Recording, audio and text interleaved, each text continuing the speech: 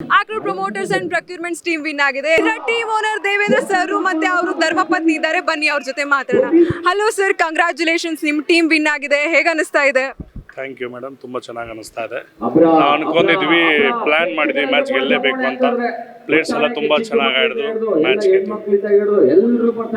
And ಹೇಗೆ ಅನಿಸ್ತಾ ಇದೆ ಅಂದ್ರೆ ಇವಾಗ ವರ್ಕ್ ಲೈಫ್ ಬ್ಯಾಲೆನ್ಸ್ ಮಾಡಿಕೊಂಡು ನಿಮ್ಮದೇ ಒಂದು ಟೀಮ್ ಕಟ್ಟಿ IPL ನೋಡೋಕ್ಕೆ ಕ್ರೇಜ್ ಇಂದ ಕಾಯ್ತಾ ಇರೋ ಟೈಮಲ್ಲಿ ನಿಮ್ಮ ಒಂದು ಕ್ರೇಜ್ ಕ್ರಿಯೇಟ್ ಮಾಡಿದ್ದೀರಾ ನಿಮ್ಮ ಫ್ಯಾನ್ಸ್ಗೆ, ಅದು ಹೇಗೆ ಅನಿಸ್ತಾ ಇದೆ?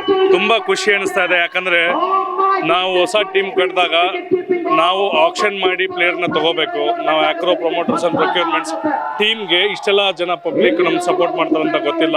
ಒಳ್ಳೆ ಆಟ ಆಡ್ತಾ ಇದ್ದೀವಿ. IPL ಇದ್ರೂ ಕೂಡ ಎಲ್ಲ ಜನ ಬಂದು ನಮಗೆ ಸಪೋರ್ಟ್ ಮಾಡ್ತಾ ಇದ್ದಾರೆ, ತುಂಬ ಖುಷಿ ಆಗ್ತಾ ಇದೆ.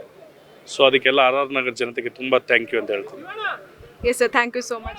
ಮ್ಯಾಮ್, ಹೇಗೆ ಅನಿಸ್ತಾ ಇದೆ? ನಿಮ್ಮದೇ ಒಂದು ಟೀಮ್ IPL ನೋಡೋಕ್ಕೆ ಬೇರೆ ಟೀಮ್ ನೋಡೋಕೆ ನೀವು ಹೋಗಬೇಕಾಗಿದ್ದವರು, ಇವತ್ತು ನೀವು ಒಂದು ಟೀಮ್ ಓನರು. ಇದು ಹೇಗೆ ಹೊಸ ಎಕ್ಸ್ಪೀರಿಯನ್ಸ್ ಹೇಗೆ ಅನಿಸ್ತಾ ಇದೆ? ಆ್ಯಕ್ಚುಲಿ ಸೀಸನ್ 1 ಕೂಡ ನಾವು ಟೀಮ್ ತಗೊಂಡಿದ್ವಿ, ಬಟ್ ಅನ್ಫಾರ್ಚುನೇಟ್ಲಿ ವಿನ್ ಆಗೋಕ್ಕಾಗಲಿಲ್ಲ. ಬಟ್ RR ನಗರಲ್ಲಿ ಇವಾಗ RCL ನಡೀತಾ ಇರೋದು ಮತ್ತು IPL ನಡೀತಿರೋದು ಎರಡೂ ಒಟ್ಟಿಗೆ ಆಗಿರೋದಕ್ಕೆ ಡಬಲ್ ಎಂಟರ್ಟೈನ್ಮೆಂಟ್ ಆಗ್ತಾ ಇದೆ ಜನಕ್ಕೆ. ಸೊ ನಂಗೆ ತುಂಬ ಖುಷಿ ಆಗ್ತಾ ಇದೆ. ಸೊ ಹೀಗೆ ನಮ್ಮ ಏರಿಯಾ ಜನತೆ ಎಲ್ಲ ಸಪೋರ್ಟ್ ಮಾಡಲಿ ಅಂತ ಬಯಸ್ತೀನಿ. ಮ್ಯಾಮ್, ನೆಕ್ಸ್ಟ್ ಸೀಸನ್ನು ಹೆಣ್ಮಕ್ಳು ತಂಡ ಮ್ಯಾಚ್ ಆಡಬೇಕು ಅಂತ ಇದೆ.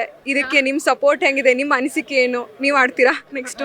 ನಾನು definitely I will support. But ಇನ್ನೊಂದು, ನನ್ನ ಹಸ್ಬೆಂಡಿಂದನೇ ನಾನು ಆ್ಯಕ್ಚುಲಿ ಕ್ರಿಕೆಟ್ ಅಂತ ಏನು ನಾನು ಇಂಟ್ರೆಸ್ಟ್ ತೋರಿಸ್ತಾ ಇರೋದು. ಬಟ್ ನಮ್ಮ ಫಾದರ್ ಆ್ಯಂಡ್ ನಮ್ಮ ಹಸ್ಬೆಂಡ್ ಅಷ್ಟೇ. ಬಟ್ ಇಲ್ಲಾಂದರೆ ನನಗೆ ಆ್ಯಕ್ಚುಲಿ ತಲೆ ಬಿಡೋಕೆ ಗೊತ್ತಿಲ್ಲ ಅದಕ್ಕೋಸ್ಕರ. ಬಟ್ ಇವಾಗ ನಾನು ಕಲಿತು ಇವಾಗ ಹೇಗೆ ಸಪೋರ್ಟ್ ಮಾಡಬೇಕು, ಬರೀ ಸಪೋರ್ಟ್ ಮಾಡೋದಷ್ಟೇ ಅಲ್ಲ, ಅದ್ರ ಬಗ್ಗೆ ಕಲಿತು ತಿಳ್ಕೊಂಡು ಇಂಟ್ರೆಸ್ಟ್ ತೋರಿಸ್ತಾ ಇದ್ದೀವಿ. ವರ್ಕ್ ಲೈಫ್ ಬ್ಯಾಲೆನ್ಸ್ ಮಾಡೋಕ್ಕೆ ಅವ್ರಿಗೆ ನಾವು ಸಪೋರ್ಟ್ ಮಾಡ್ತಾ ಇದ್ದರೆ ನಮಗೂ ಸ್ವಲ್ಪ ರಿಲೀಫ್ ಸಿಗುತ್ತೆ.